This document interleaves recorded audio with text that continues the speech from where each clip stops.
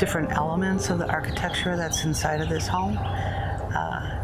When it was first offered to us, I walked in and I went, yes. So this is the house we're moving into. There's a lot of very, very unique features in the wraparound staircase that goes upstairs.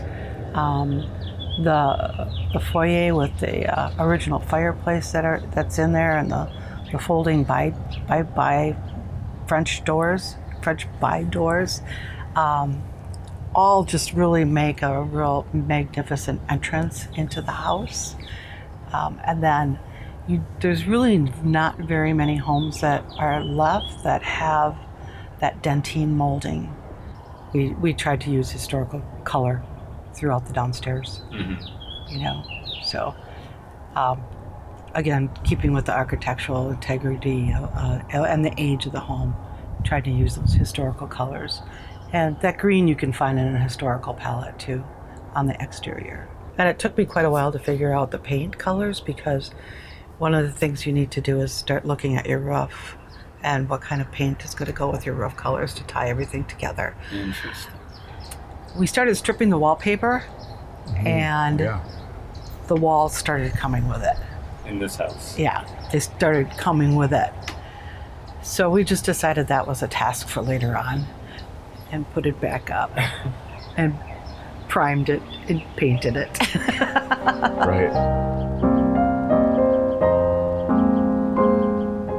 I actually seeded it and got it going, and actually for the first time in my life I hired a fertilizing company to come and just weed and feed a few times. I had it for like 2 years to just thicken it back up. And then all the rest of the plants are plants that we had either brought with us or we got from some other friends that had houses to fill in, to make it look like a natural area back here. Many of them are natural plants to Wisconsin. I built the entire frame, yeah. I went and bought the lumber and I did it, and I supported Extended the patio. The beams are supported into the concrete. Did those. Yeah. The only thing that's original from the structure is the roof above us. Yep. And like, for example, on the front porch, I redid all the trim work, and I highlighted, I went and did each of those little square boxes on the dentine. So from the street, when people walk by, they're like, wow, that's a great feature of this house, because you never saw it before. No, it was. It wasn't easy to see. Disappeared. And now it stands right out. It's like, whoa, look at that, Mm-hmm. Look at me. When I go through that foyer where the fireplace is, I just think that area holds some great stories. And I'd sure like to know some of the stories of conversations that over the years that people had in that area. But you can feel that was an area where people stood and talked. And that's why those doors were there and stuff like that, because they could close the doors and they could stand around and they could have a conversation. I think for me, in the house, one of the things that I think is really brilliant about how they built it is how the light comes in.